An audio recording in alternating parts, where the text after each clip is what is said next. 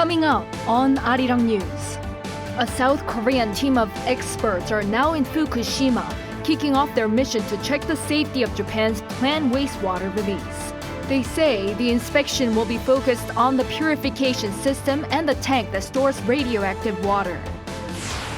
President Yoon says the European Union is a precious partner that shares universal values of freedom, human rights, and the rule of law.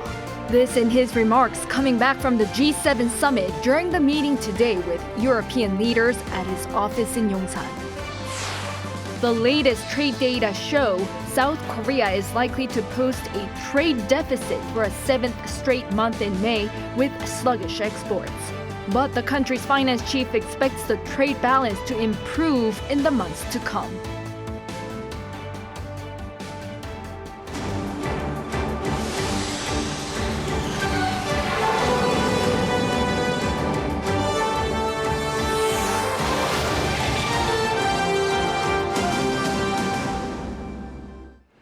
Good evening. It's 9 p.m. here in South Korea. Thank you for joining us on Arirang News. To wrap up his busy week of diplomacy, President Yoon hosted the leaders of the European Union at his office for a summit this evening. The two this year are celebrating the 60th anniversary of their diplomatic ties, and during the summit decided to expand further on what they have already achieved. For more, our Kim Do-yeon is at the Yongsan presidential office. So Do-yeon, what are some key takeaways from the summit? Well, that is right, Ji-young. As you mentioned, President Yoon hosted European Council President Charles Michel and European Commission President Ursula von der Leyen at his office earlier today. Now, it's important to note that this trip from both of the European Union leaders to South Korea was the first time in 11 years. President Yoon emphasized the three partnerships that they wanted to expand beyond what they have so far. Take a listen. 첫째, 우리는 그린, 보건, 디지털 분야 3대 파트너십을 강화해 나가기로 했습니다. 한 EU 그린 파트너십 체결을 통해 포괄적 기후 환경 분야 협력을 확대하기로 하였으며 한 EU 보건 비상 대비 대응에 대한 행정 약정 체결을 통해 글로벌 보건 위기 대응을 위한 공조 체제를 확립했습니다. Now, of the three, the one that stood out was the cooperation in science and technology. On top of the three partnerships signed, the two want to expand in cooperation in innovation. So, according to the joint statement released, this partnership will open doors for South Korea to get into the Horizon Europe Research and Innovation Program. This is a program among the European Union members for advancing science and technology with a budget of more than $100 billion until 2027. In the meantime, it's also important to note that the two will expand further on the safe use of nuclear energy. Our new green partnership will boost cooperation in areas like renewables and green technology. Importantly, through this partnership, we will strengthen our cooperation on the safe operation of nuclear power, among other issues. Now, Do-yeon, security was another topic, especially with the war in Ukraine being in their front yards. So what did the two have to say about that and also about North Korea? You're right, Ji-young. Russia's war in Ukraine was a hot topic for this summit. Now, according to the joint statement, the two sides acknowledged that the world faces threats to global peace and security, notably the war in Russia and North Korea's nuclear and missile programs. Now, take a listen to what the European Commission President had to say about South Korea's role for Russia's invasion of Ukraine so far. In a world profoundly shaken by Russia's war on aggression in Ukraine, Russia's blatant violation of the UN Charter and the international law, you condemned this war of aggression from the start. It is all to your credit, and it shows once again the strength of our bond. The two sides expressed support to ensure accountability for war crimes and other violations of international law committed in Russia's invasion of Ukraine and reiterated the support for the work of the International Criminal Court. As for North Korea, the two condemned the North for missile and nuclear activities while urging them to comply with its obligations under the UN Security Council, telling them the regime has to get rid of its nuclear arsenal in a complete, verifiable, and irreversible way. Lastly, the two agreed to establish a strategic dialogue at foreign ministerial level to enhance cooperation on global peace and security.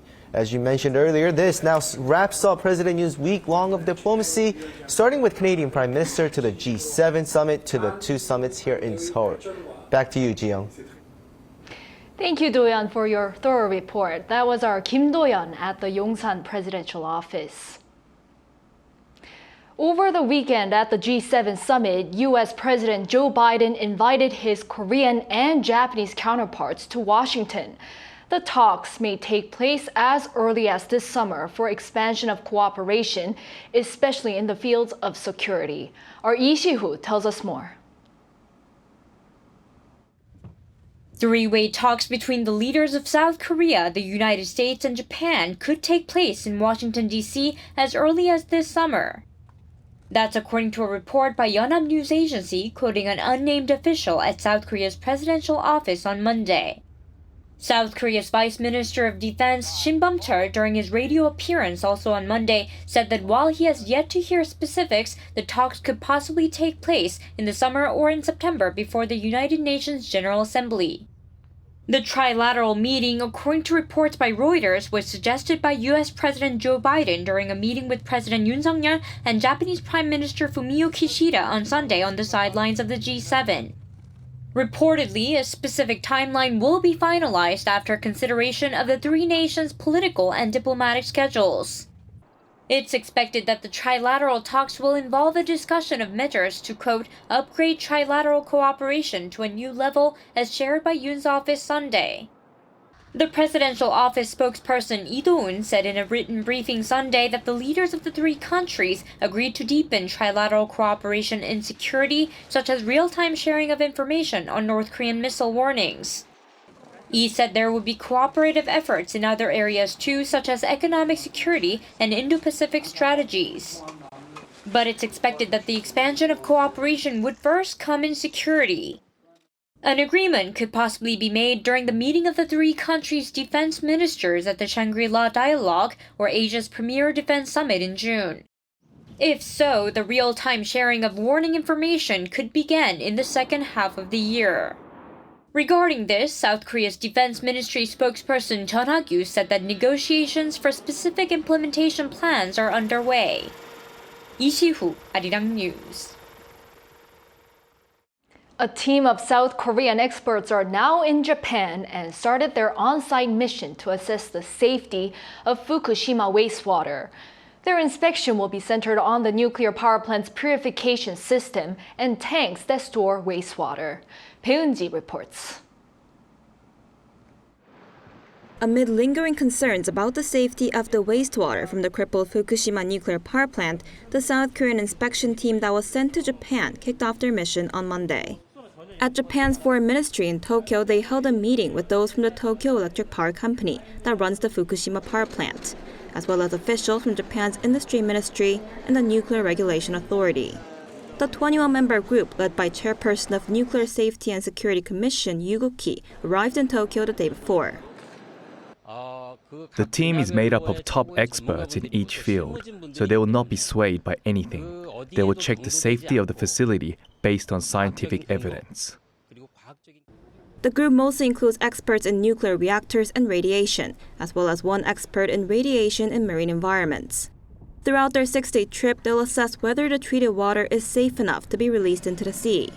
For 2 days starting Tuesday, the team will go inside the crippled Fukushima nuclear power plant and inspect the facilities there.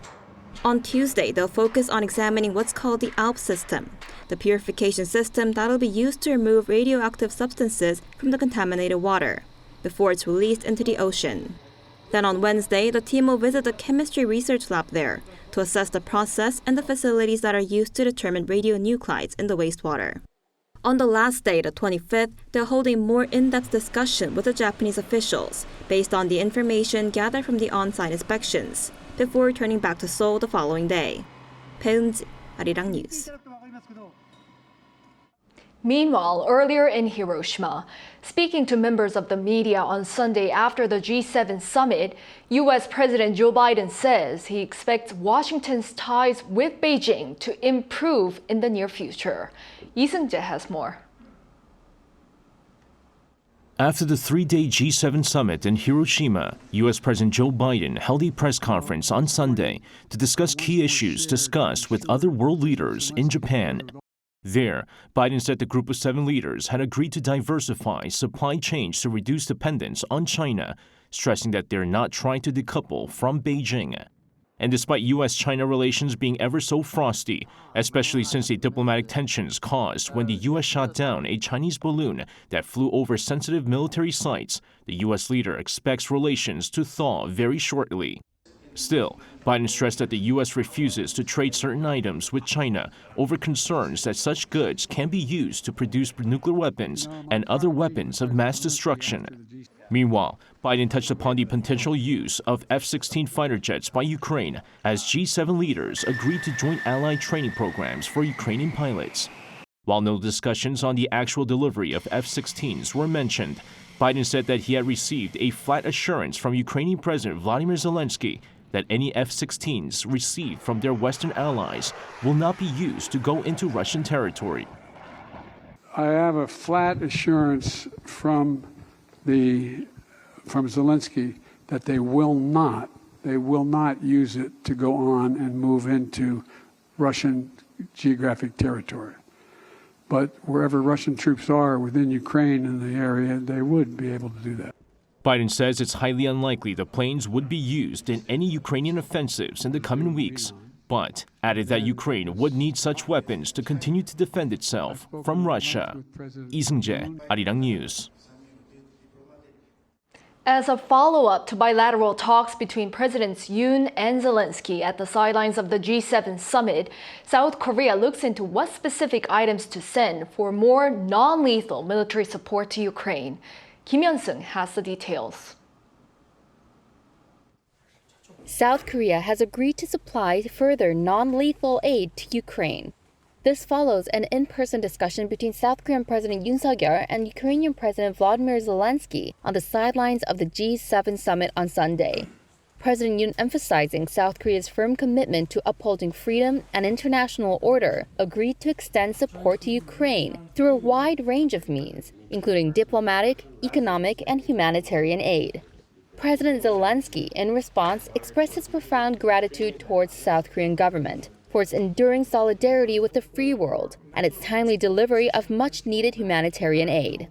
He also voiced hope for additional support in the form of non-lethal equipment to assist in the ongoing conflict. According to an official, the South Korean government has promptly embarked on a practical review to identify the items it can extend in support. Based on the discussions between the leaders of both countries, the Defense Ministry will also actively examine the items that Ukraine needs to ensure that they are delivered promptly. Ukraine has reportedly sought a range of items from South Korea, including mine removal equipment, emergency transportation vehicles, armored ambulances, mobile X-ray devices, and anti-aircraft radars. Local reports suggest that South Korea is likely to provide the K-600, a counter-obstacle tank adept at safely digging out landmines, and the PRS-20K, a new model of a portable mine detector. But no plans have been crystallized as of yet. More details are to emerge in the future. As for lethal weapons, South Korea officially still stands firm against providing any to Ukraine. Kim Hyun-sung, Arirang News. Seoul's unification minister Kwon Young-se has urged North Korea to return to dialogue given the challenges faced by Pyongyang. Speaking at a press conference marking his first year in office, the minister said that the regime should look back at its economic hardship as the current situation does not reflect Kim Jong-un's promise to provide citizens with prosperous lives. Kwon also stressed that Seoul has no hostile intent toward Pyongyang and that it can discuss together any issue that the North is concerned about. Although there hasn't been much progress on the Korean peninsula, Kwon said that South Korea has been able to establish an inter-Korean relationship that allows Seoul to speak up without walking on eggshells around North Korea. It appears North Korea's food shortage has been alleviated as there was a significant reduction in regime's grain imports from China in April compared to March. According to Chinese customs data released on Monday, North Korea's rice imports from China in April dropped by 73% to over $5.85 million, while wheat and flour imports decreased by 31% to over $1.69 million. This is despite an overall increase in imports in April. Experts say it seems there has been an alleviation of food shortages in the regime as it has been importing large quantities of food over the past 6 months.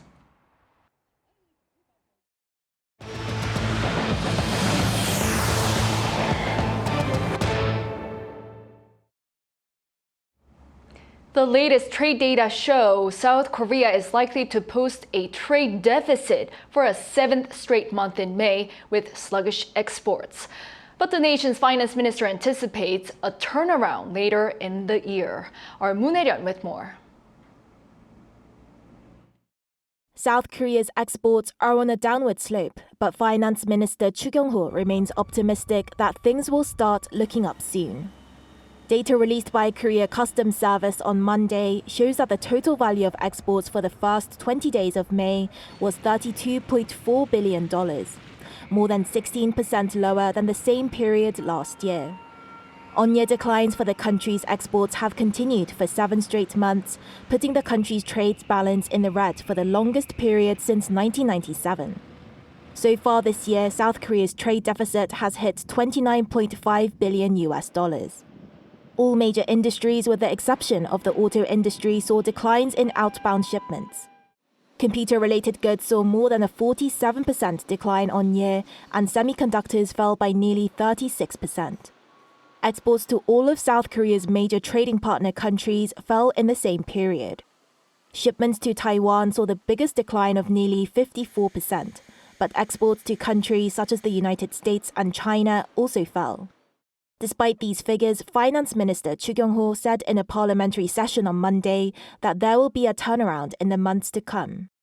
He said that the country's trade deficit will decrease after the month is over and that he anticipates a different set of results in the fourth quarter of the year. That being said, experts remain pessimistic about the recovery of chip exports, which has seen 9 straight months of decline. The recovery of the semiconductor exports will likely follow the recovery of the global economy. And as there hasn't been any changes in the external conditions at present, it seems as though this uncertainty will continue for the rest of the year. I don't think semiconductors will play a big role in changing the current export situation.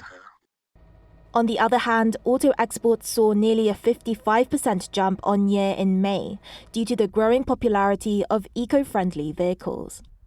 Moon Hae-ryun, Arirang News.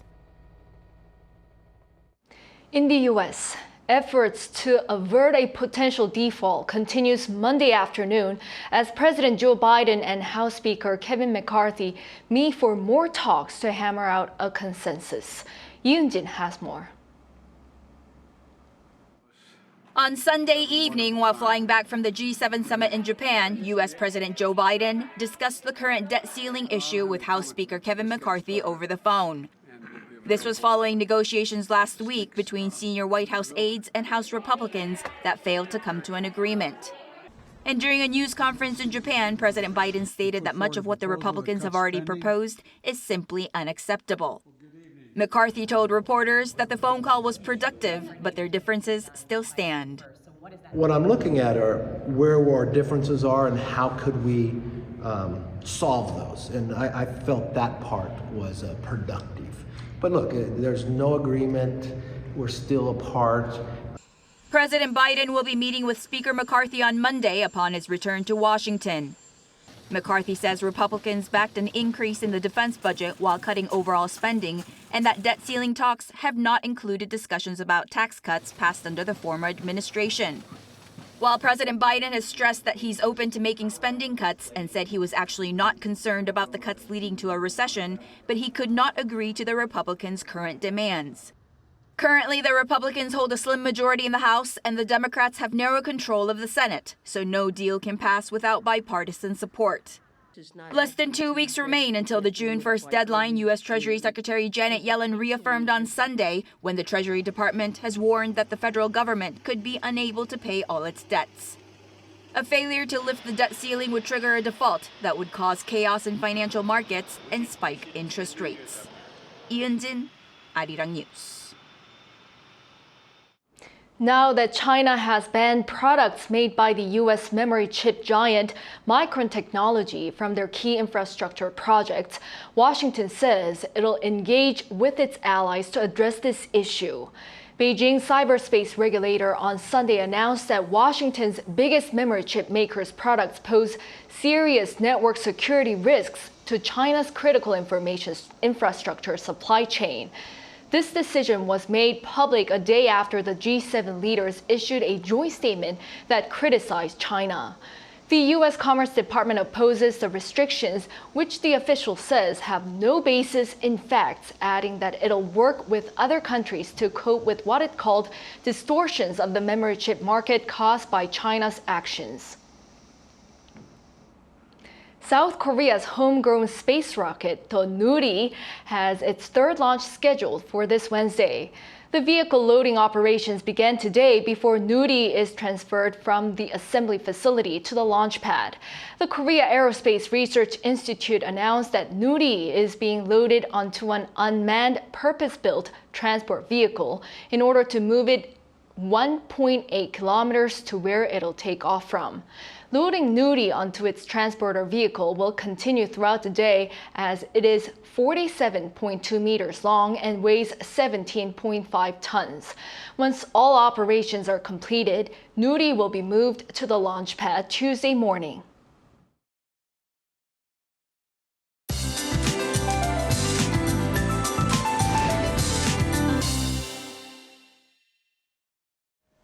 Early summer-like conditions are in store for central regions tomorrow. For Seoul, conditions will be close to sweltering at 27 degrees Celsius. For parts of the south, such as Busan, breezer spells will take over. And yellow dust will subside overnight and clean air will be restored by the morning hours. The entire nation will see air quality standing in the normal to good category. For parts of Gangwon-do and Gyeongsang-do provinces, air is quite unstable. This will produce on and off showers of 5 to 20 millimeters tomorrow. The entire nation will see some extreme UV rays tomorrow. UV ray index will be staying in the very high range nationwide. To avoid any skin aggravation, make sure to wear your sun protective items, such as a hat or sunglasses. And sunny skies will be dominating nationwide for the morning hours. Seoul will start off at 15 degrees. Highs in Seoul will get up to 27, Gwangju 26, Busan and Jeju will be breezier at 22 degrees. And cloudy skies will appear frequently in the forecast for the latter half of the week. That's all for now, and here are the weather conditions around the world.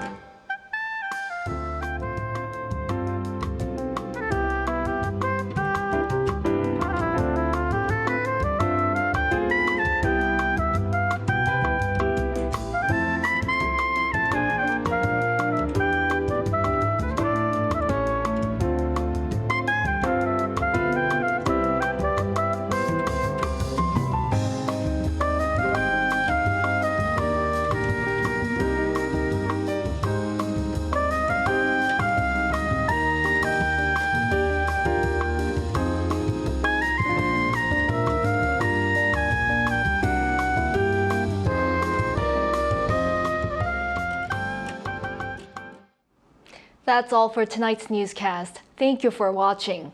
We'll be back with the latest news tomorrow. Have a good night.